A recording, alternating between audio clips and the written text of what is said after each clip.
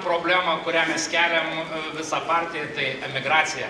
Ir ypatingai mes turbūt daugiau palėtė, kai kurie, jūs matėt, būtent dalyviai, kad būtent kai kurias problemas, mažų savivaldybių ar vidutinių savivaldybių problemas. Iš tiesų, emigracija vyksta šiandien į užsienį ir į Vilnių.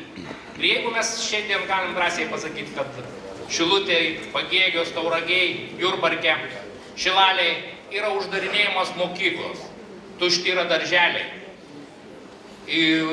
namai užkalami ir išvažiuojama.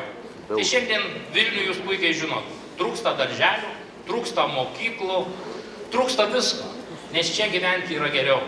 Ir aš manyčiau, mes turim ypatingą dėmesį atkreipti į regionus ir iš tiesų, ką mes reikalaujam, nors patys esam šitoj koalicijoje iš savo koalicijos partnerių, tai būtent sustabdyti emigraciją ir pateikti programą, ko galima greičiau, kad dar šioje kadencijoje ji būtų patvirtinta.